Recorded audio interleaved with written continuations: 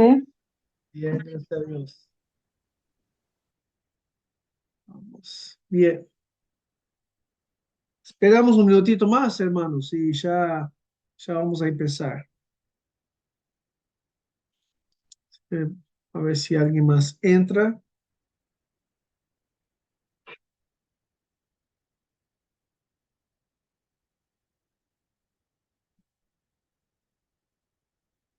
Ya lo hice.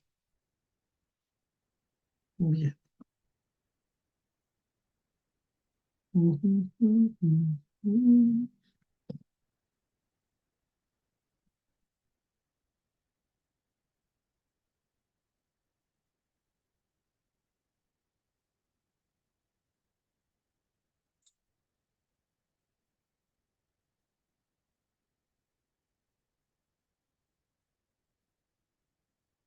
Bien, vamos a orar mientras algunos pueden que se conecten y pedimos la bendición de Dios sobre nuestras vidas, sobre ese tiempo.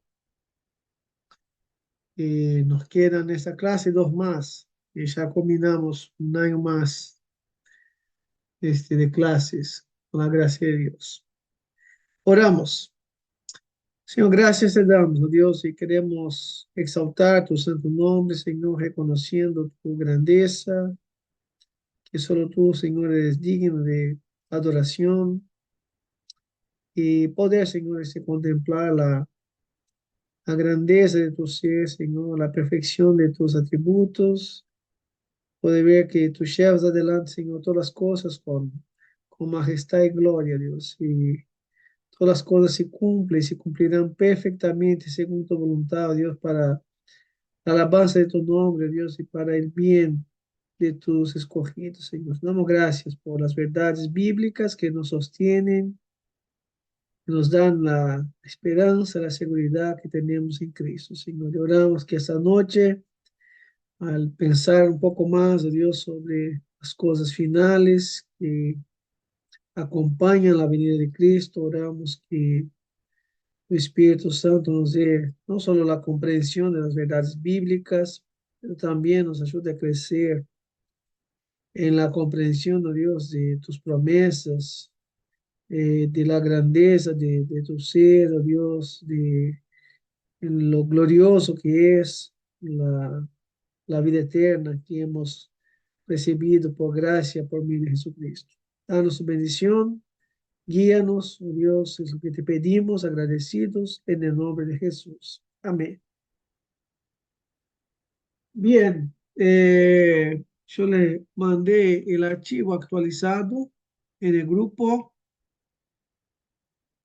y allá está el penúltimo tema que vamos a tratar hoy y es el juicio final. Hoy hablaremos sobre el juicio final y las últimas dos clases vamos a tratar de cubrir el tema del estado eterno, nuevos cielos, nueva tierra y ver si nos queda un tiempito para algunas consideraciones finales que puedan tener los hermanos sobre el curso. ¿Está bien? Entonces, vamos a entrar esta noche a hablar del juicio final que va culminando con los temas que hemos venido tratando. Eh, Hablamos de las corrientes milenaristas y desde nuestra perspectiva entendemos que la venida de Cristo traerá con él la resurrección de los muertos y el juicio final para luego la consumación de todas las cosas. Entonces vamos a compartir acá la pantalla y vamos a empezar a hablar, por lo tanto, sobre el juicio final. Es un tema central de la fe cristiana. Es importante empezar diciendo que la doctrina del juicio final, con las demás doctrinas de la fe cristiana, es esencial para nosotros. Ha sido parte de la confesión de la iglesia a lo largo de su historia lo encontramos tanto en el credo apostólico como en las confesiones de fe en las que los presbiterianos seguimos la de Westminster, también es parte. Noten el credo apostólico, lo que nos dice: creo en Dios Padre Todopoderoso, Creador del cielo y de la tierra, y en Jesucristo, su único Hijo, Señor nuestro, que fue concebido del Espíritu Santo, nació de Virgen María, padeció bajo el poder de Poncio Pilato, fue crucificado, muerto, sepultado, descendió a los infiernos al tercer día, resucitó de entre los muertos, subió al cielo, está sentado a la diestra de Dios Padre Todopoderoso, y termina como: y desde allí vendrá al fin del mundo a juzgar a los vivos y a los muertos. Cuando decimos que es parte de, de la confesión de la iglesia, ya lo encontramos desde lo que viene a ser el credo apostólico. Los primeros siglos del cristianismo era parte de lo que afirmaban creer los primeros cristianos. O sea, esa certeza de que Cristo volvería y que junto con su venida se daría también el juicio final, que es el juicio de los vivos y de los muertos. La confesión de fe de Westminster, también culminando lo que creemos los reformados, dice en el capítulo 33, del punto 1, el capítulo 33 tiene 3 puntos.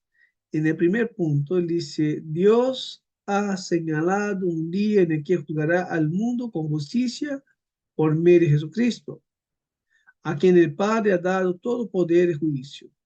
En ese día no solo será juzgado a los ángeles apóstatas, sino que también comparecerán ante el tribunal de Cristo todas las personas que hayan vivido en la tierra, para dar cuenta de sus pensamientos, palabras y obras, y para recibir según lo que hayan hecho en el cuerpo, sea bueno o malo. Noten que la confesión de fe de Westminster abarca mucho más el concepto de la doctrina del juicio final. Y nos trae acá, hermanos, una advertencia solemne, ¿no? ¿Cuántas personas van a comparecer delante de Cristo, de su tribunal? Todas las personas. Y lo veremos que esos, los justos y los injustos, ¿no? Y noten que es para los creyentes, es una advertencia, una vida de santidad. Para los incrédulos es una advertencia para temor y temblor. La doctrina del juicio final, por lo tanto, es parte de lo que llamamos nosotros del juicio escatológico o el juicio universal. Este juicio abarcador que abarca tanto los ángeles cuanto a los hombres. Ah, en cierto grado, incluso la creación va a ser afectada por ese juicio. Entonces, ese juicio tendrá lugar cuando Cristo regrese en su segunda venida para juzgar a los vivos y a los muertos, y también para recompensar o retribuir a los vivos y a los muertos. Es un día donde el justo juez vendrá nuevamente. Esa segunda y última venida, hubo una primera y habrá una segunda, tal como él mismo dijo: yo volveré con el propósito de juzgar vivos y muertos y de entregar a cada individuo su destino eterno, unos para vida eterna y otros para muerte eterna. Por eso, en la escatología, y en especial la escatología reformada, la doctrina del juicio final es un acontecimiento clave en la culminación del plan de la redención. Noten, hermanos, que el plan de la redención tiene lo que nosotros llamamos su orden salutis, el orden de la salvación, que va a culminar con este evento del regreso de Cristo, la resurrección de los muertos, la glorificación de los santos y el juicio final eh, que culminará con el plan de Dios trayéndonos el estado eterno, nuevos cielos y nueva tierra. Por eso este es parte de todo el plan de la redención y se encuentra en la parte final, en el estage final de los propósitos de Dios para llevar adelante la obra de la redención. De una manera general, hermanos, la doctrina del juicio final ha sido afirmada por la Iglesia de la siguiente manera, que tras el regreso de Cristo, que es desconocido, nadie sabe ni el día ni la hora. Este, en ese periodo que antecede, habrá eventos concomitantes, ¿bien?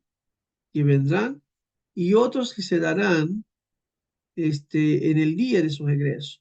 Por ejemplo, en el día de su regreso, eventos que se darán simultáneamente, concomitantes, eh, los muertos serán resucitados, toda la humanidad, juntamente con los ángeles rebeldes o apóstatas, serán juzgados divinamente.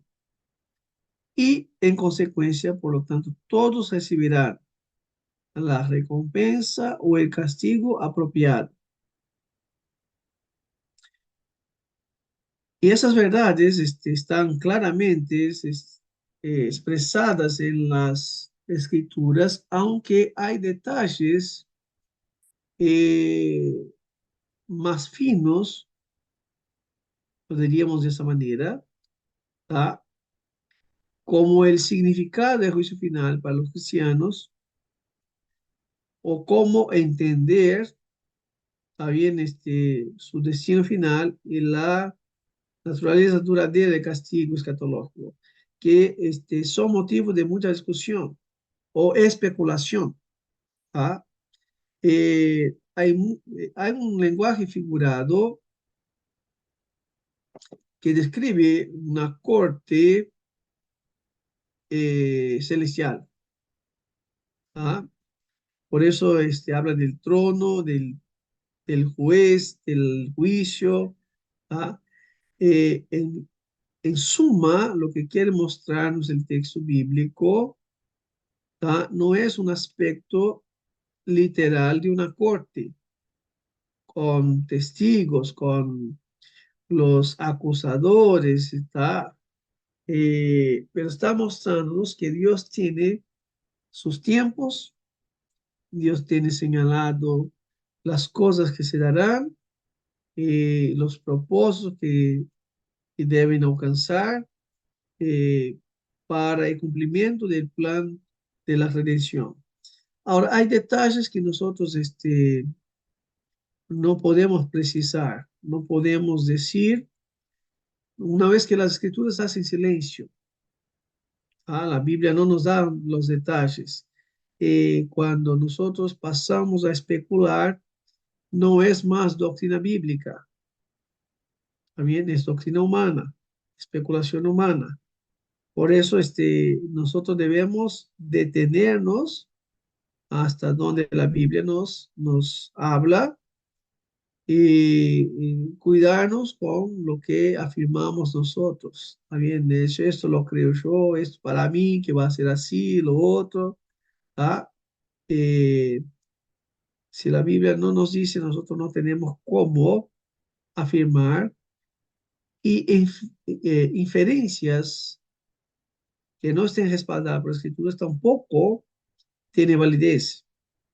Bien, inferencias que se hacen donde encontramos respaldos bíblicos están bien, pero inferencias que hacemos sin respaldos bíblicos no tienen validez. ¿Qué es, qué cosas son ciertas? Primeramente, que Cristo volverá, que habrá la resurrección de los muertos y que habrá un juicio final. Bien, que tras el juicio final, nosotros vamos a adentrar a un estado eterno y será la consumación de todas las cosas con nuevos cielos, nueva tierra. Bien, ¿cuál es la naturaleza del juicio final? ¿O cuál es la necesidad del juicio final? Cuando nosotros pensamos en el juicio final, debemos entender que eh, la necesidad del juicio final tiene que ver con la necesidad de una respuesta definitiva al problema del mal que solamente puede venir de parte de Dios. Solamente Dios puede poner fin, erradicar el mal y darle al mal la condena que es merecida. Por lo tanto, es la justicia divina, el juicio final se trata de la justicia divina aplicada en toda su plenitud. ¿Por qué es la manifestación, la aplicación en toda su plenitud? Porque nosotros hemos tenido manifestación del juicio de Dios a lo largo de la historia. Génesis 3 ya encontramos expresión de juicio. Génesis 6 encontramos expresión de juicio. Génesis 9, Génesis 6 tenemos expresión de juicio. Luego, en Babel tenemos expresión de juicio.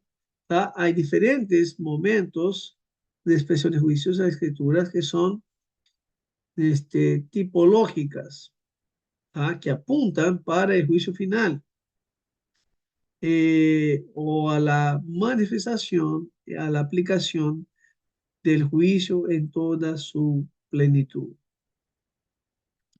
Nosotros podemos decir y constatamos que en esta vida el mal recibe castigo justo.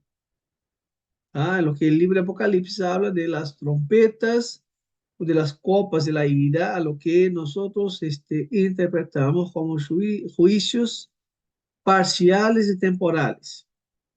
Bien, donde Dios envía sobre los impíos las consecuencias naturales de su maldad, bien, mostrando a los hombres su pecaminosidad, mostrando al hombre su limitación, su miseria, ¿ah?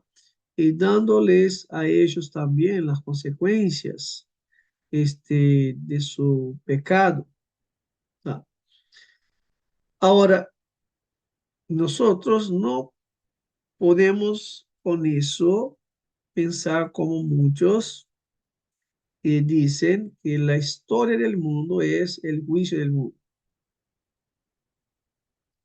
O como hay un dicho popular, yo no sé si en español, en Uruguay, Paraguay, Argentina es lo mismo, ¿tá? Este dicho que se dice, aquí se hace, aquí se paga. No sé si ustedes tienen ese mismo dicho, pero es un pensamiento eh, popular con que la gente piensa que ese es el lugar de donde se debe, y el lugar donde se debe pagar por los males que uno hace, como si el juicio de Dios estuviera limitado a un proceso inmanente, es decir, un proceso que se diera solamente a este nivel y a este tiempo. Ahora, la historia humana no puede ofrecer una respuesta definitiva y satisfactoria para el problema del mal. Esta es una realidad que la podemos constatar fácilmente desde la perspectiva humana, con frecuencia uno mira al mundo y ve que pareciera que algunos impíos pasan por ese mundo y son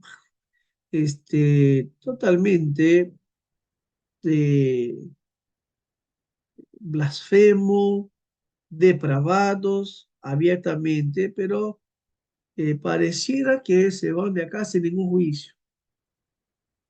O por otro lado, algunas personas reciben un cierto juicio, pero para aquellos que los están mirando desde afuera y que fueron objetos de su maldad, la perspectiva de ellos es que el castigo que han recibido no ha sido suficiente.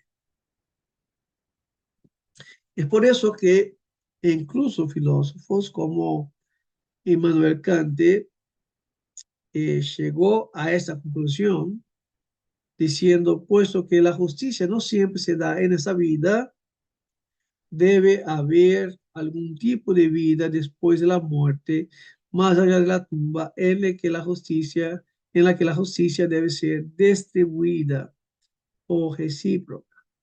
Eh, esa idea de que de alguna manera en algún lugar las personas tendrán que pagar por lo que hicieron. De hecho, es parte de la constitución del hombre, del ser humano, es tener sede de justicia. Deseo, el pecado ha entorpecido y ha oscurecido el sentido de justicia. Por eso el hombre sin Dios llama a lo malo bueno y el bueno malo. Eso no quiere decir que el impío no tenga sentido de justicia o deseo de justicia. No tiene hermanos que incluso en las cárceles hay un código de justicia. Ustedes saben que cuando un violador de niños entra en una cárcel, en una celda, él tiene su vida totalmente complicada y comprometida porque los que están allí no aceptarán lo que se hizo. Eso tiene que ver con la concepción del hombre. El hombre fue creado por Dios para andar en rectitud, en justicia, desear lo justo.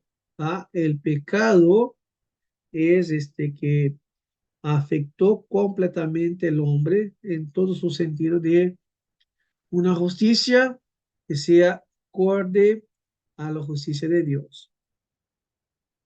Así, esta conclusión es natural porque en esta vida para nosotros no es difícil ver a los malvados prosperar en su maldad y a los justos, a los hijos de Dios ser afligidos tratando de hacer el bien para agradar a Dios. Esa ha sido la lucha de muchos siervos de Dios y esa es la lucha que el libro de Apocalipsis trata de escribir en las diferentes visiones de manera simbólica, mostrarnos que hay una lucha, una batalla espiritual entre las fuerzas del mal en contra de la iglesia de Cristo. Una vez que el diablo y este, sus asistentes no pueden nada en contra de Dios ni en contra de Cristo, lo atentan, también van en contra, se levantan en contra del pueblo de Dios, a la iglesia de Dios. Por eso los pasajes muestran a menudo esta batalla y pareciera que a Satanás y sus agentes estarían venciendo el pueblo de Dios. Por eso que el libro de Apocalipsis trata de mostrar desde el principio hasta el final que el Cordero de Dios es vencedor y que juntamente con él vencerá su pueblo. Pero vemos en el libro de Apocalipsis la idea de que el pueblo de Dios padece, sufre en su fidelidad a Dios, servir a Dios. Por eso la idea de ser fiel hasta la muerte es una enseñanza que se repite en el libro de Apocalipsis. Pero lo encontramos también esta frustración en ver el mal con una eh, aparente ventaja en el tiempo presente.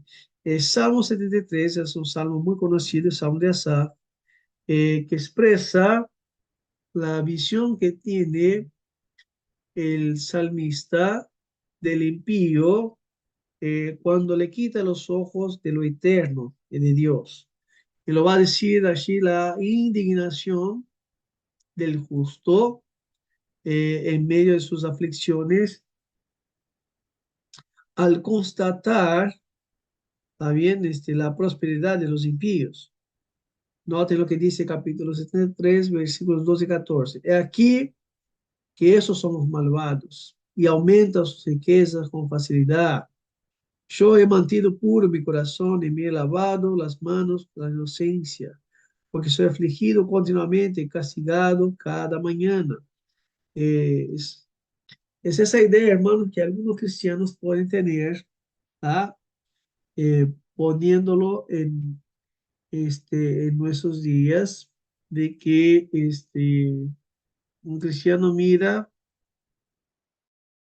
a un impío y dice, pero este tiene tremenda casa, tremenda camioneta, viaja todos los años y es un blasfemo, es un impío, no ama a Dios. Y yo que amo a Dios, que trato de servirlo con fidelidad, ni siquiera la bicicleta tengo. Vivo de alquiler, no puedo pagar. ¿Está bien? Entonces, a veces uno, al contemplar estas circunstancias, puede equivocarse en su concepto de juicio, pensando que no hay justicia de Dios en el tiempo presente. Por eso el salmista al final dice, hasta que contemplé el final de ellos. ¿Ah? Nosotros tenemos que comprender que Dios se no juzga las personas como nosotros esperamos ver en ese tiempo. Hay un día final determinado donde todos tendrán que rendir cuentas delante de Dios. Ninguno escapará. Por eso dice grandes y pequeños, ricos y pobres. eh, Todos tendrán que rendir cuentas. Pero noten otra situación, el profeta Malaquías relata cómo el pueblo de Israel también visualizaba su situación en aquellos días. Dice el texto, el pueblo es inútil servir a Dios. ¿De qué nos ha servido guardar sus preceptos y lamentarnos ante el Señor de los ejércitos? Y tenemos por dichosos a los soberbios, también los que obran limpiamente prosperan. Si tienen el Señor y escapan. Noten que es una visión desconectada de los atributos de Dios y de los planes de Dios. Por eso nosotros entendemos que el mal puede tener una aparente ventaja en esta vida, ¿ah?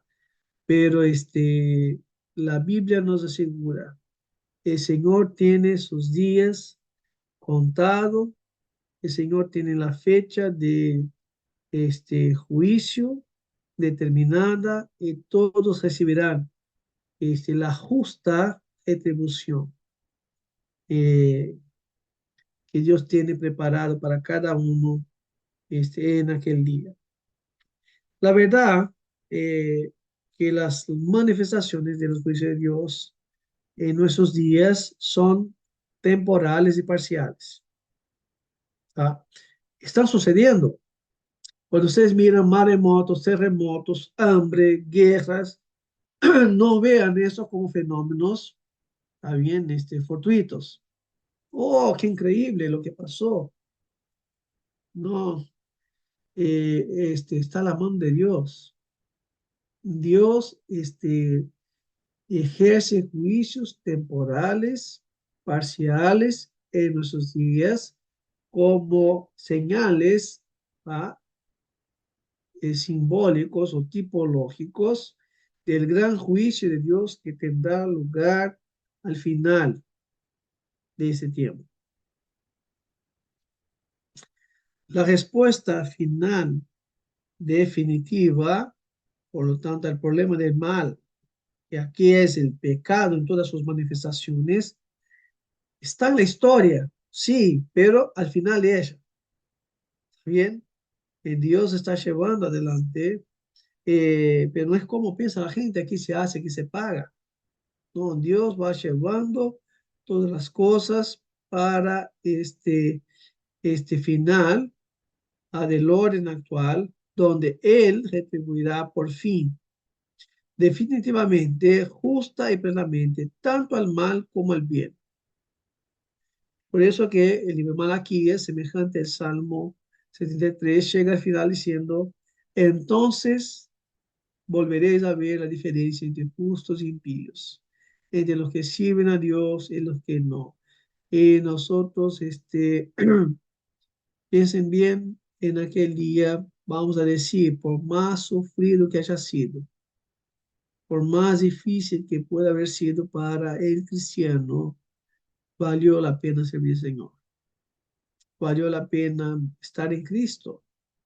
Eh, no hubo nada de este lado, de este mundo acá, que sea tan precioso, que se pueda comparar con el tener a Cristo. Por eso la muerte, la vida no tiene también ningún sentido si no es en Cristo.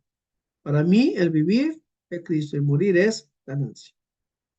La vida cobra sentido cuando nosotros encontramos en Cristo la razón última de nuestra existencia y nuestra esperanza.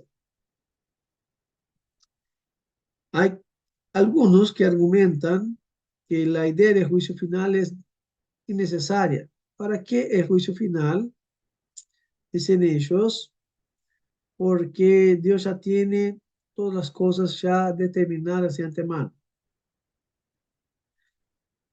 Podemos decir que por un lado es cierto que potencialmente el destino eterno de malos y buenos ya está decretado.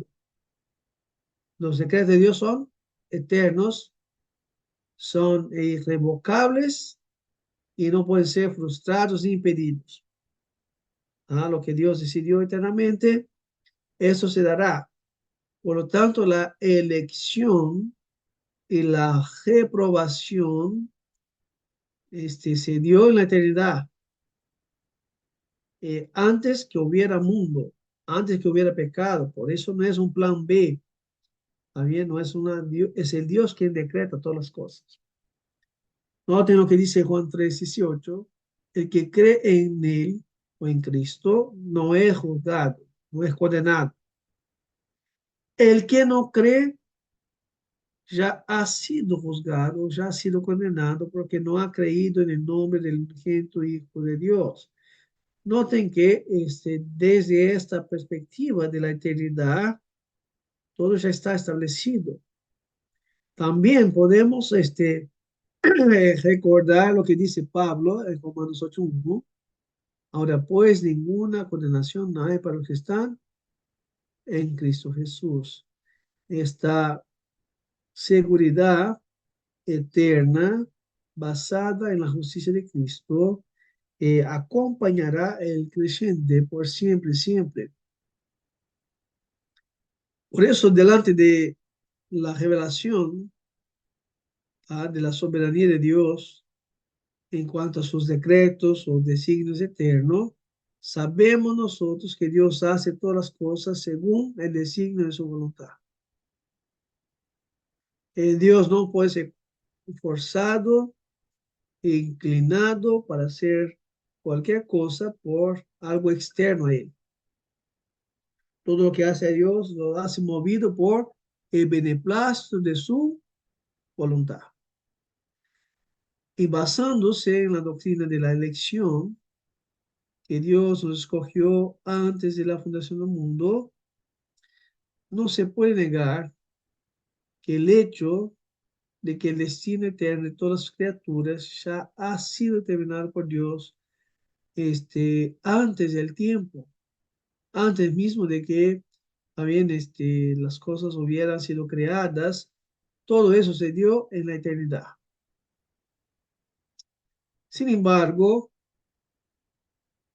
no se puede concluir, como algunos, que el juicio sea innecesario, porque el juicio, también eh, aunque ya está determinado por Dios de antemano, su resultado todavía será manifestado en el tiempo, en la historia. O sea, la objeción diciendo que es innecesario un juicio final proviene de una concepción equivocada de la naturaleza de ese juicio. Los que dicen que es innecesaria parten del presupuesto de que el juicio final es una forma de investigación, o sea, lo comparan literalmente con la idea de un tribunal humano. Los tribunales humanos son investigadores. Ustedes tienen las diferentes figuras, abogado de acusación, abogado de defensa, el, ¿cómo se llama la persona acá? Eh, que hace el papel de acusador. Fiscal. Fiscal, el fiscal, exacto, gracias. El fiscal, que está ahí por parte del Estado para reclamar la justicia, pues está el jurado, que puede ser constituido de personas por un tribunal, o la propia figura del juez. Así que los tribunales humanos son investigatorios, pero el juicio final no lo es. Es decir, el juez soberano, el ser divino, no necesita ni oír los testigos, ni de nada para determinar la verdad y llegar a un veredicto final. El Señor sabe todas las cosas de antemano, desde siempre y por siempre. Nada le es desconocido, nada lo puede sorprender. Ella tiene perfecto conocimiento de todas las cosas. Por eso que la Biblia dice, nada escapa a los ojos de Dios. Dios sabe todas las cosas y lo sabe porque todo está debajo de sus decretos. ¿Se acuerdan? Dios decreta los fines, también decreta los medios, ¿no? O sea, que nada para él es desconocido. Por eso el tribunal divino, el tribunal de Cristo, no puede ser comparado con un tribunal humano. ¿Ah? Por eso hay una necesidad de un juicio final para que el mal reciba su justa retribución, ¿ah? En el tiempo establecido por Dios. Esto tiene que ver con la necesidad. Ahora, ¿cuál es la finalidad? ¿Cuál es el propósito del juicio final? Así como todas las cosas que Dios las hace para el loor de su gloria, la alabanza de su nombre. El hecho de que Dios haya designado el día para la manifestación pública de su juicio, ¿tá? Nosotros entendemos también que esto es para la manifestación de su gloria. ¿Tá? En ese día, la, la misericordia de Dios manifestada en la salvación eterna de los elegidos, en que ellos no reciban la condenación que merecían, exaltará la gloria de Dios. Por otro lado, la justicia y la condenación eterna de los réprobos, de los impíos desobedientes, cuando son echados al lago de fuego juntamente con el diablo, las bestias, la Babilonia. Este será también un momento donde la gloria de Dios será exaltada. De manera que Dios es glorificado, exaltado, tanto en la salvación cuanto en la condenación. Porque su justicia es manifestada en las dos situaciones. La justicia de Dios se manifiesta para con los salvos, en que su gracia los ha alcanzado, concediéndoles una justicia perfecta, que es la justicia de Cristo. Y a los impíos, la gloria de Dios exaltada, en que Dios les da a ellos la justa retribución de lo que merece. Nadie recibirá, bien, ni más ni menos de lo que Dios ha establecido desde la eternidad. En aquel día, por lo tanto, los justos irán a la vida eterna y recibirán esa plenitud de gozo y gloria con recompensas eternas en la presencia del Señor. Es un día glorioso para los santos.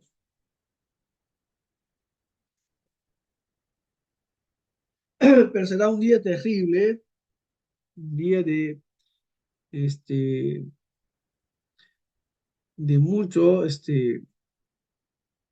de mucho temor y sin posibilidad de escape para los malvados, aquellos que no conocen a Dios, es decir, que nunca tuvieron una relación con Dios por medio de Cristo y que no obedecen el Evangelio de Cristo. Ellos serán echados a tormentos eternos y castigados con destrucción eterna, alejados de la presencia favorable del Señor por siempre y de la gloria de su poder. Hermanos, ustedes se acuerdan que la caída nos trajo lo que el apóstol Pablo dice: todos pecaron y están destituidos de la gloria de Dios. Eh, lo peor que le ha pasado al hombre es la separación de Dios, de poder estar debajo de su gracia y de poder estar delante de un Dios lleno de gloria. Ahora, cuando se consume todas las cosas en el juicio final, los impíos que ahora en este tiempo, en la gracia común, tienen vislumbres de la gloria de Dios por medio de su providencia, donde Dios hace llover sobre justos e injustos. A partir de este día, del día del juicio final, entrarán en una eterna condenación, en un estado de bien, completa separación de todo tipo de favor de Dios, de la gloria que Dios manifiesta a los hombres de manera favorable. La entrada del pecado al mundo y el juicio divino no han alterado el objetivo final. Noten, hermanos, que los planes de Dios avanzan también de una manera lineal, de principio a fin. ¿Ah? Eh, todo lo que Dios ha designado, decretado, pensado, va avanzando perfectamente hacia su final. El propósito de Dios en la salvación y en la condenación sigue siendo uno, con la intención que Él ha tenido desde la creación original. Noten que Dios creó todas las cosas perfectas y colocó el hombre en ese ambiente y dijo Dios, y vio Dios que todo era bueno en gran manera. La caída ah, pareciera que los planes de Dios se perdieron. Pero ya en la caída tenemos el protoevangelio, la promesa de Dios de redención, mostrándoles a los hombres que quien conduce la historia y quien lleva adelante sus planes eternos es Dios, no los, los hombres, ni siquiera los ángeles caídos. De manera que el propósito final de Dios en la salvación también sigue siendo uno. Así la gloria de la misericordia de Dios se manifestará eternamente en el cielo. Igualmente, la gloria de su justicia se manifestará eternamente en el infierno. Noten los dos contrastes acá. Pueden pensar que la eternidad será una eterna manifestación de la misericordia de Dios. Hemos recibido de Dios el perdón de pecados. Hemos recibido de Dios la salvación eterna que no merecíamos. Por otro lado, los impíos recibirán de parte de Dios la justa retribución que ellos merecían. Por lo tanto, en el infierno se manifestará eternamente la gloria de Dios, en que su justicia se cumplió plena y perfectamente. Así, dentro de esa perspectiva, también la finalidad del juicio final, que en su sentido más amplio es la gloria de Dios, pero podemos encontrar eh, en su sentido más estricto, hablando de diferentes manifestaciones en ese juicio, podemos decir que el juicio final revelará el destino de cada persona. Será el momento donde aquello que ya está determinado desde la eternidad será revelado, dado a conocer. ¿Se acuerdan?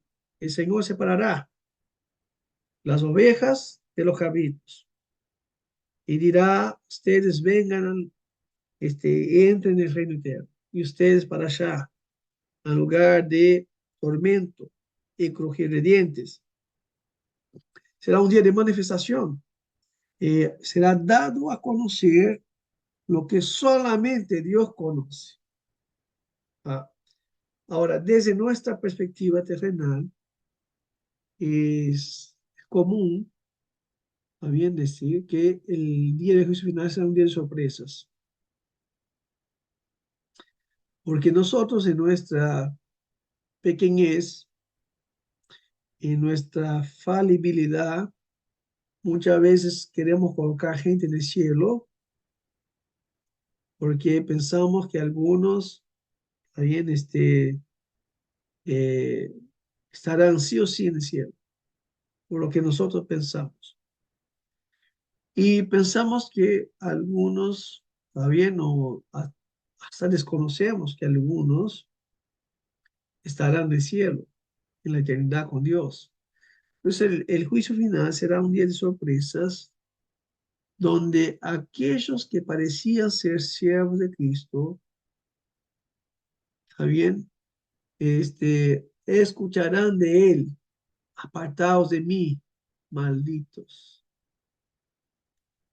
Mientras, ¿no? Aquellos que en su nombre hicieron milagros, predicaron, hicieron un montón de cosas, ¿tá? Nos impresionaron con sus obras.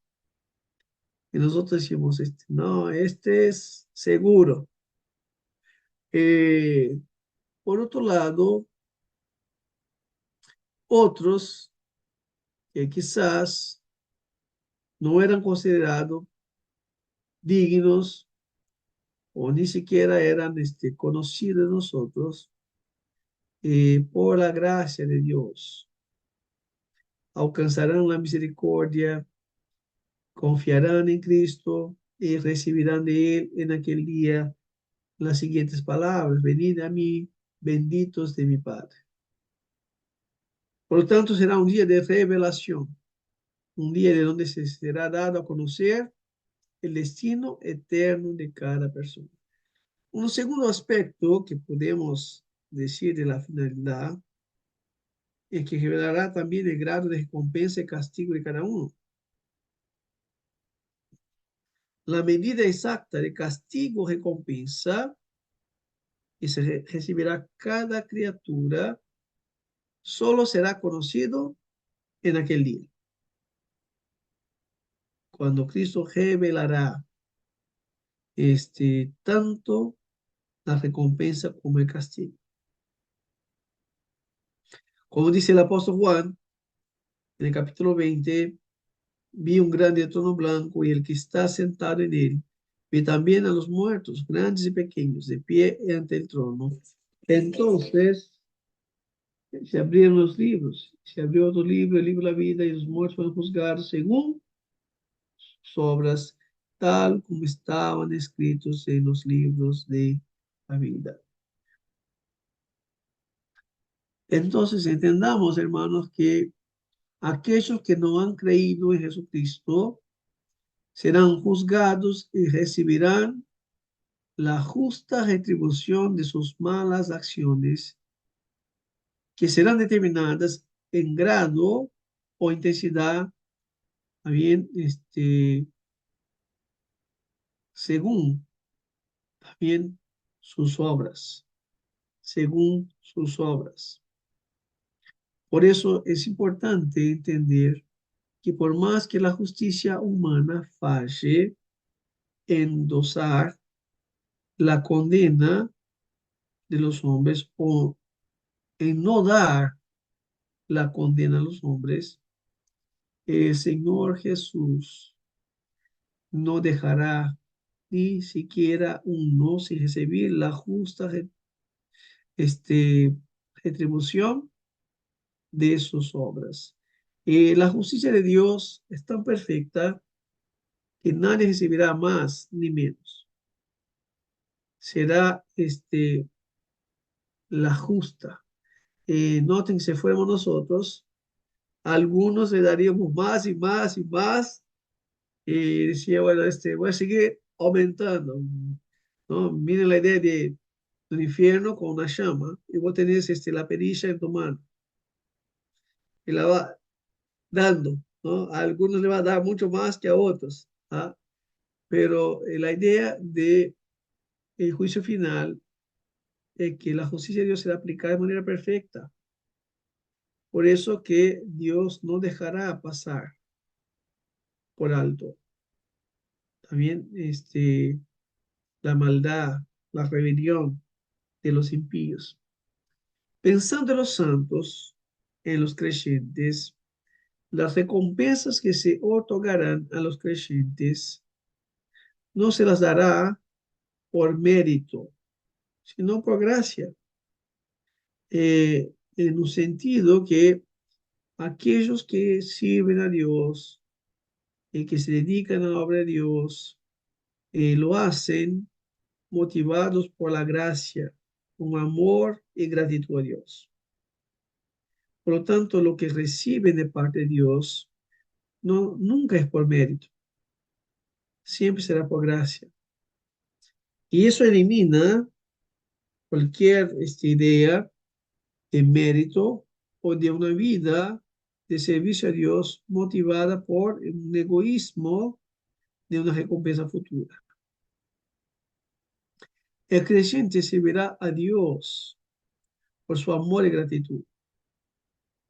Y no porque Dios pueda darnos alguna recompensa en la eternidad.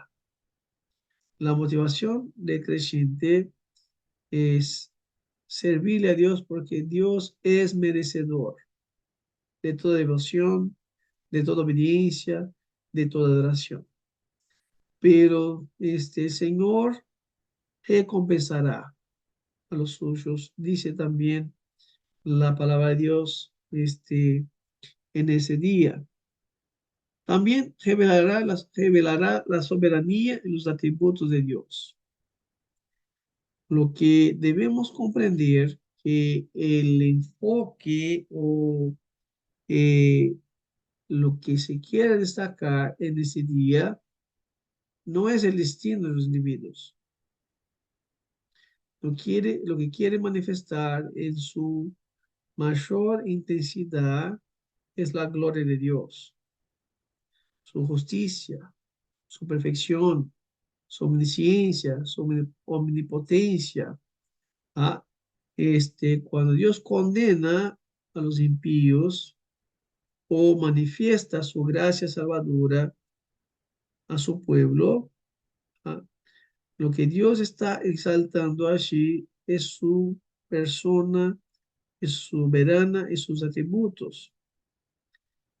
Eh, Todo lo que se haga allí en aquel día, traerá gloria al nombre de Dios. Noten que cuando este, Dios exprese en aquel día su gracia salvadora, diciendo, venid a mí, bendito es mi Padre, se entonará este cántico diciendo, aleluya, salvación y gloria y poder son nuestros, porque verdaderos y justos son sus juicios, pues ha juzgado a la gran ramera que corrompió la tierra con su fornicación y ha vengado de su mano la sangre de sus siervos. Eh, Gloria a Dios, aleluya, loable sea Dios, adorado sea Dios por la salvación y gloria que nos ha concedido, porque sus actos de justicias se hicieron manifiesto o manifestado, porque Dios ha juzgado a los enemigos de su pueblo. Por otro lado, la publicación también de las obras de justicia de los santos, cuando Dios recompense a los santos, tendrá que ver con su gracia. La sobreabundante riqueza de su gracia en bondad para con nosotros en Cristo Jesús es lo que quedará evidente en aquel día. Porque nosotros, por gracia, fuimos salvados, por medio de la fe, algo que no es de nosotros, sino que es un don de Dios, no por nada que alguien lo pudo hacer, sino por su gloria. ¿Está porque noten, somos hechura suya, creados en Cristo Jesús para buenas obras, las cuales Dios preparó de antemano para que no viéramos en ellas. Cuando los creyentes estén delante de Dios y sean recompensados por Cristo, recibirán por gracia lo que fueron preparados para hacer de antemano. Por eso el motivo y la causa mayor será la gloria de Dios. Y en un último aspecto de que traerá el juicio final, en su finalidad, es la restauración del orden. Noten que cuando el juicio se termine, será el restablecimiento del orden eterno y el pecado y el mal ya no existirán. Serán erradicados completamente. ¿Y qué es lo que veremos? Por todo siempre, la justicia reinando, el justo juez viviendo en medio de su pueblo. Noten, hermanos, un mundo que nadie ha conocido desde la caída de Adán y Eva. Esperamos ese día glorioso donde nosotros habitaremos en un mundo sin pecado y maldad, donde la justicia habita y reina por siempre. Tenemos que definir ahora Hemos visto la necesidad, la naturaleza, ¿ah? Hemos visto el propósito. La siguiente pregunta que podemos hacer, ¿quién es el juez? Es importante hacer esa pregunta porque tenemos a veces diferentes textos que pueden confundir a algunos de los hermanos.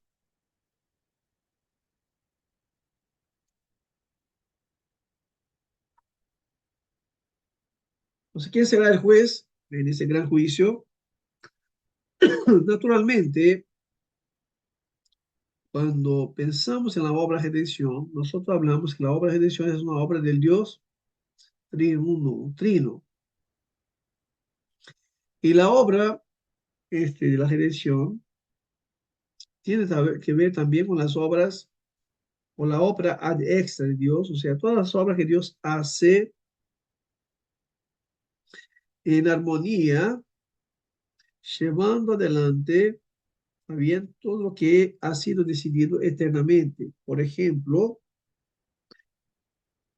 en la economía de la Trinidad decimos que el autor del plan de redención y juicio es el Padre, que él ha confiado el juicio a su Hijo y ha enviado el Hijo para ejecutar la obra de redención. El Hijo, a su vez, es el juez designado por el Padre, quien juzgará a vivos y muertos con justicia. Él es el mediador del pacto y su juicio es el que asegura que la justicia sea administrada conforme a la obra redentora. En otras palabras, conforme al designio eterno de Dios en el pacto de la redención. El Espíritu Santo es el que aplica la obra redentora en los creyentes, pero que a la vez es el testigo de la verdad en el juicio. ¿Se acuerdan que el Espíritu Santo convencerá el hombre del pecado, del juicio y de la justicia? Por lo tanto, las evidencias de la regeneración, santificación por el Espíritu en la vida creyente serán manifestadas en aquel día como el sello de su salvación. De manera particular, cuando nosotros pensamos en el juicio final, nosotros encontramos que las escrituras lo atribuye a Cristo como el juez soberano. Y algunos textos bíblicos están ahí, que los pueden visualizar después, hablan de Cristo mismo presentándose como el juez eterno, el juez soberano. Y los diferentes pasajes eh, dejan evidente que el honor de juzgar a vivos y muertos le ha sido concedido a Cristo como mediador en su recompensa por la obra expiatoria como parte de su exaltación. Texto de Filipenses 2, nosotros nos acordamos que él se hizo hombre, fue fiel hasta la muerte, muerte de cruz, y Dios lo ha exaltado hasta el sumo, le ha dado la potestad para juzgar todas las cosas. Por eso es cierto que encontramos algunos textos que atribuyen el juicio al Padre también. Pero noten, dice, pero ¿por qué juzgas a tu hermano? ¿Por qué desprecias a los tuyos? Porque todos comparecerán ante el tribunal de Dios. O Santiago, en 1 Pedro, dice, uno es el legislador y el juez que puede salvar y hacer perecer, pero ¿quién eres tú que juzga a tu prójimo? O sea, hay pasajes que nos traen la idea de que Dios, el Padre, es el juez soberano. Pero la gran mayoría de los textos bíblicos nos aclaran que el Padre le ha concedido, le ha confiado este juicio al Hijo. El Padre no juzga a nadie. Pareciera una contradicción. No, no es eso. Sino que el Padre juzga por medio del Hijo, a través del Hijo, a quien ha confiado todo el juicio. Noten que hay una unidad indivisible del Padre, Hijo y Espíritu. Cuando el Hijo juzga, el Padre juzga, el Espíritu juzga. Aunque el agente juez que se sienta en el trono para juzgar sea el Hijo. ¿Tá? Otra vez, Pablo diciendo a los corintios, es necesario que todos comparezcamos ante el tribunal de Cristo. No tiene acá un contraste, el tribunal de Dios, bien acá, y acá lo encontramos tribunal de Cristo. Es el mismo tribunal, el tribunal de Dios triuno, ¿tá? Donde Cristo ha sido atribuido, designado para ejercer el juicio. Así la explicación para que nosotros comprendamos que no hay contradicción entre esas afirmaciones, sino que es una obra trinitaria.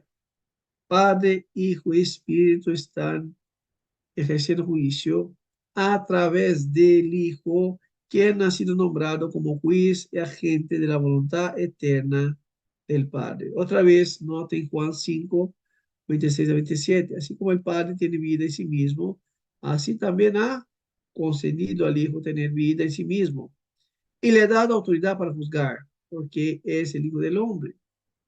El apóstol Pedro, cuando estaba predicando en la casa de Cornelio, en su sermón dijo, y él nos mandó que predicásemos al pueblo y diésemos testimonio de que él, el Cristo, es que ha sido constituido por Dios juez de vivos y muertos. El apóstol Pablo también, cuando está en Atenas, predicando al pueblo de Atenas en medio de los diferentes altares que estaban allí, les habla de Dios desconocido y luego los lleva a Jesucristo resucitado. Y Pablo dice, porque él ha establecido un día en el cual juzgará el mundo con justicia por medio de un hombre. Entonces el Padre ha establecido un día que juzgará el mundo con justicia a través de, por medio de un hombre, Jesucristo, a quien han designado, habiendo presentado pruebas a todos los hombres al resucitarle de entre los muertos. Este hombre que va a juzgar el mundo en ese día establecido por Dios es aquel que ha resucitado entre los muertos, a saber, Jesucristo.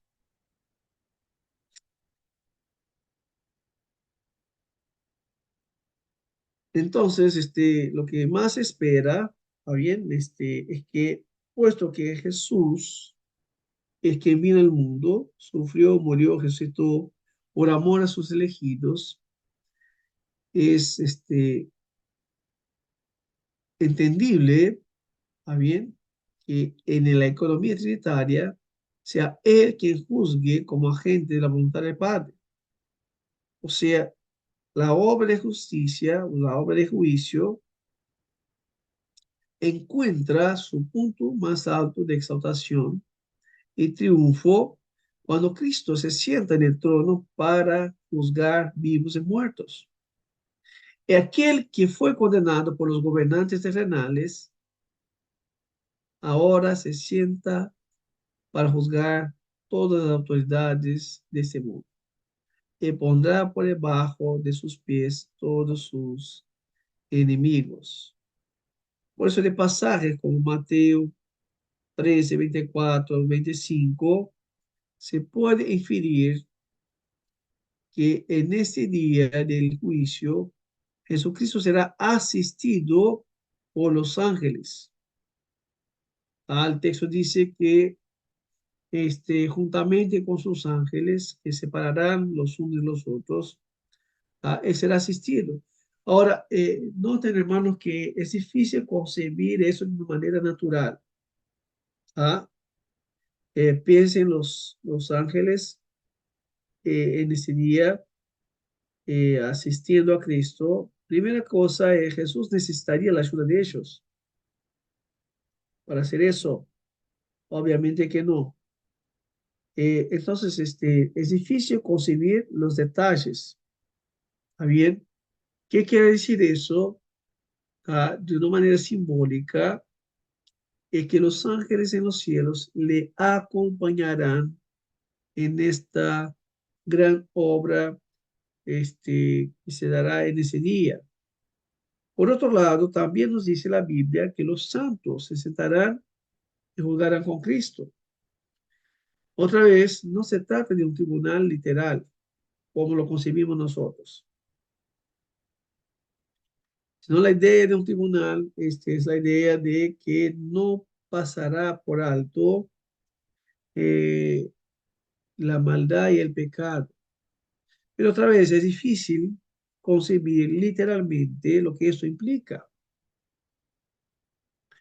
No podemos esperar que los santos, entre los cuales estemos nosotros, conozcamos todos los que comparecerán en el tribunal, y ni tampoco que los santos puedan ser los que van a distribuir los castigos de ellos, sino otra vez la idea más bien parece indicar que los santos serán testigos oculares de este día y de lo que Cristo lo hará.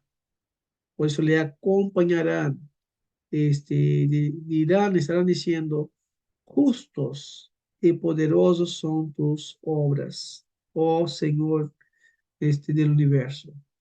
Por lo tanto, tendrá una participación activa en el juicio de Cristo, aunque no podemos precisar o decir exactamente cómo será o cuál será.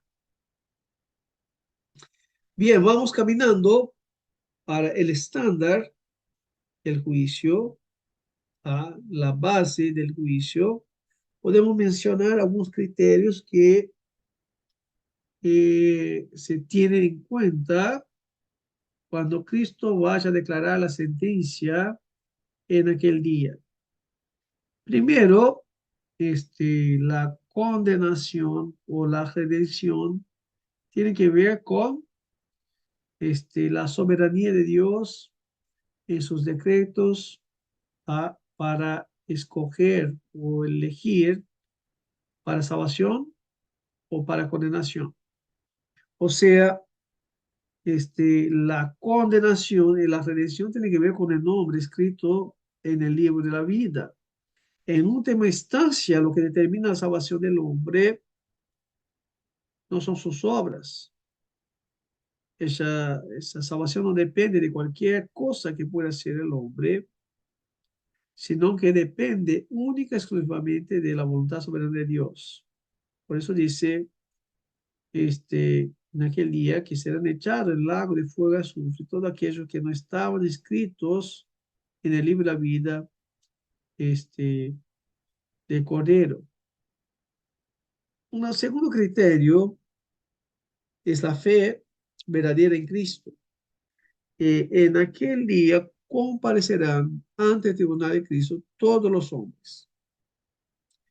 Implica que se afrontará al juicio del juez justo y las personas estarán en una de estas dos posiciones. ¿Cuáles son? Unas estarán allí basadas en sus propias obras y otras estarán basadas en la obra de Cristo. Cuando miramos a todos los hombres, todos hemos desobedecido no solo un punto de la ley de Dios, sino todos. El que peca en una, peca en toda la ley. Y que quebranta un mandamiento, quebranta todos. Por eso, de manera general, todos merecerían la condenación. Pero la gracia de Dios, desde la eternidad, ha determinado que de todos los que merecían la condenación, muchos fueron escogidos para salvación. Por eso aquí dice las Escrituras, bienaventurado aquellos a quienes el Señor no proclama sentencia culpable. O bienaventurado aquel cuya iniquidad es perdonada y cuyo pecado es cubierto. Bienaventurado el hombre que el Señor no ocupa de iniquidad. La verdadera fe en Cristo no es la causa, sino el medio por el cual el pecador recibe salvación eterna. ¿Cuál es la causa de su salvación? Cristo y su obra. ¿Cuál es el medio? La fe. La fe, por medio de la fe recibimos la salvación que Dios nos ha dado por medio de Cristo. El que cree en Cristo no es juzgado. El que no cree ya ha sido juzgado porque no ha creído en nombre del unigénito de Dios. El último criterio para el juicio es la relación con la revelación de Dios. Cada persona será juzgada según la proporción de su exposición a la revelación de Dios. Y esta revelación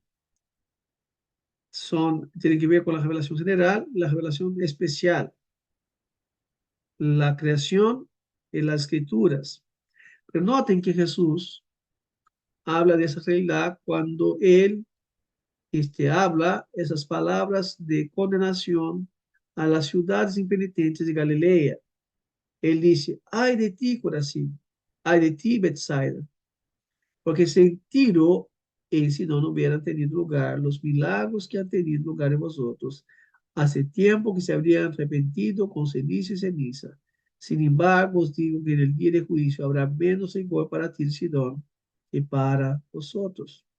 O sea, el Señor está diciendo que cada uno será juzgado según la exposición que ha tenido a la revelación de Dios. Pablo lo amplía cuando escribe la carta a los romanos diciendo que tanto gentiles como los judíos son culpables ante Dios. Él lo dice de esta manera que aclara que la ira de Dios se revela desde los cielos contra los hombres y que ese juicio será proporcional a la revelación que cada uno ha tenido. Por eso dice, por un lado, Pablo dice, los gentiles, bien, que vieron la creación de Dios y no le dieron gloria, son inexcusables, porque los atributos invisibles de Dios les ha sido demostrado, revelado. Por lo tanto, serán juzgados según la revelación natural, las obras creadas. Luego dice, por sus propias conciencias, que a veces los acusa, a veces los defiende. Mientras que los judíos que tenían tanto la revelación natural contra la conciencia, tenían en plus o en más la revelación especial, la, la Torá, la palabra de Dios. Por eso serán también inexcusables. Pues Jesús dice a los que mucho le han sido confiado, también mucho más se les exigirá. Vamos a terminar acá aplicaciones prácticas de la doctrina del juicio final. Primero, esta doctrina tiene para nosotros suma importancia porque nos trae esa satisfacción a ese sentido interno que tenemos nosotros de justicia. Bienaventurados los que tienen sed y hambre de justicia, porque serán saciados.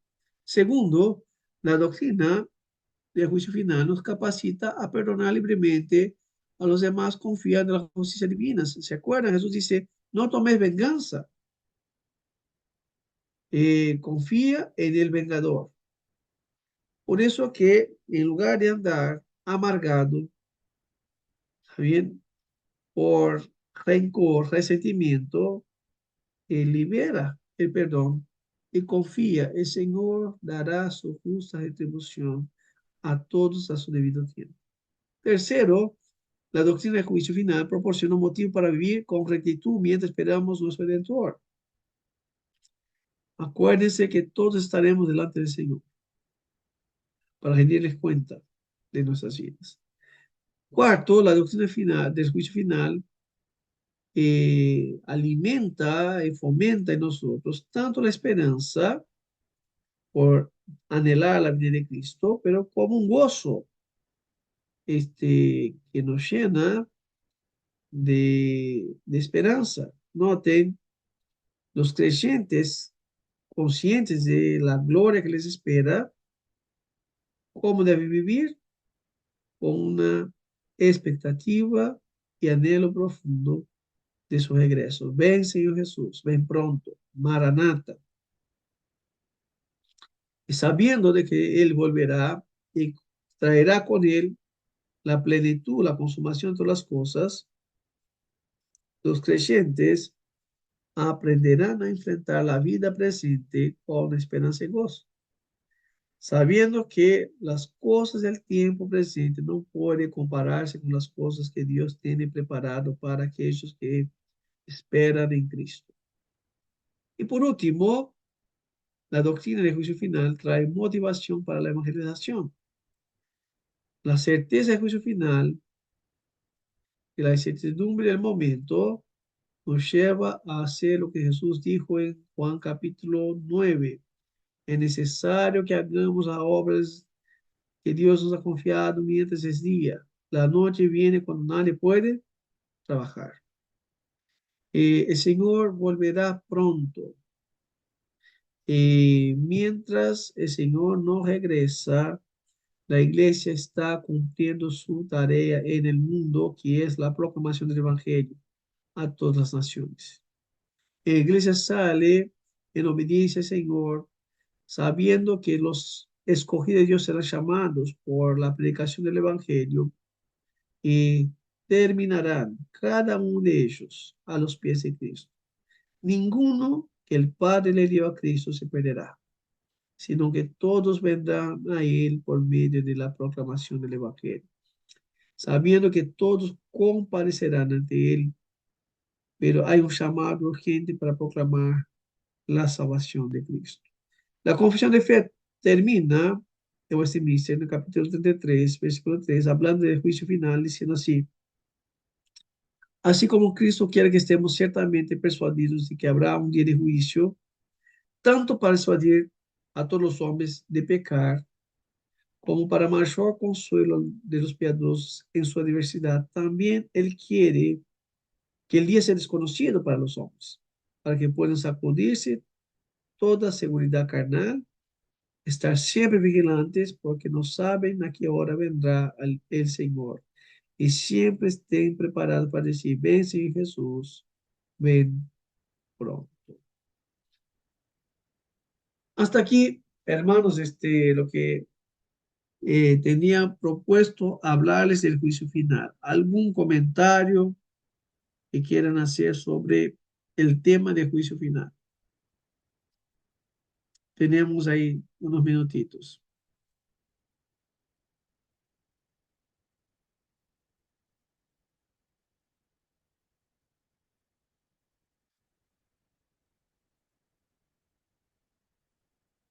¿No? Bien. Entonces vamos a orar. Eh, Démosle gracias a Dios porque por medio de Jesucristo no veremos condenación. Pero a la vez oremos al Señor que nos ayude a vivir vida santa y piadosa. Eh, el hecho de que estemos debajo de la gracia de Dios no quiere decir que podemos vivir de cualquier manera. Todos habremos de responder delante de Él, de la manera como vivimos, de las cosas que hacemos.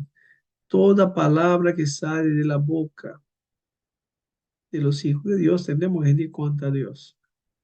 No seremos condenados ni avergonzados, pero la justicia de Cristo cubre todos nuestros pecados. pero no debemos vivir de manera vergonzosa, ni deshonrar la sangre de nuestro Señor que ha sido derramada por nosotros. Y que tengamos esperanza y gozo. El mal no va a prevalecer. El pecado no va a estar por siempre. El Señor nos liberará del pecado que habita en nosotros, del pecado que habita en el mundo, y nos conducirá a un lugar de gloria eterna, donde la justicia reina, porque allí reina Cristo. Pero por mientras, proclamemos el Evangelio. Llamemos a todos los hombres a que se arrepientan y se humillen ahora delante de Cristo, porque su juicio vendrá y no fallará. Cuando Él regrese, Él separará los unos de los otros. Bien, oramos. Voy a pedir a Fabián, se puede guiarnos una oración y con eso entonces terminamos. Bien, oramos. Amado Dios Todopoderoso, damos gracias, Señor, por tu misericordia para con nosotros, pecadores. Señor, porque tú así lo has querido desde la eternidad, Señor, dispuesto en la Santísima Trinidad, Señor, tú que enviaste a tu Hijo para hacer la obra maravillosa en aquella cruz, tú que has enviado al Espíritu Santo para que moldee nuestros corazones, conduzca las vidas de todos aquellos que son tus escogidos, guiándolos a ti, Señor. Te pido, Padre, en esta noche que nos guíes a nosotros a ser también herramientas en tus manos para proclamar el Evangelio verdadero, para proclamar el arrepentimiento y la fe en Jesús como nuestro único Salvador, Señor. Queremos agradecer este tiempo compartido, estas verdades, Señor, con respecto al reino de Dios, con respecto a la evolución de los tiempos, hacia tu segunda venida, Señor, alertándonos de las cosas que no son correctas en estas enseñanzas que nos han impartido, Señor. Te ruego que las podamos eh, comprender y atesorar en nuestros corazones y en nuestras mentes para poder vivir en consecuencia, Señor. Te pido por el descanso de cada uno de mis hermanos en esta noche, Señor, por el pastor Mauricio, por cada uno de los profesores que enseñan en este seminario, Señor, y por cada uno de los hermanos que aprenden en este seminario, Señor, que sean todas las cosas para tu gloria. Oramos y agradecemos en el nombre de Jesús. Amén. Amén. Amén. Muy bien, hermanos, buen descanso. Nos vemos semana que viene. Nos quedan 2 clases más. ¿Ah? Bendiciones, hermanos. Buenas Nos noches. vemos. Buenas noches, Chao, chao. bendiciones.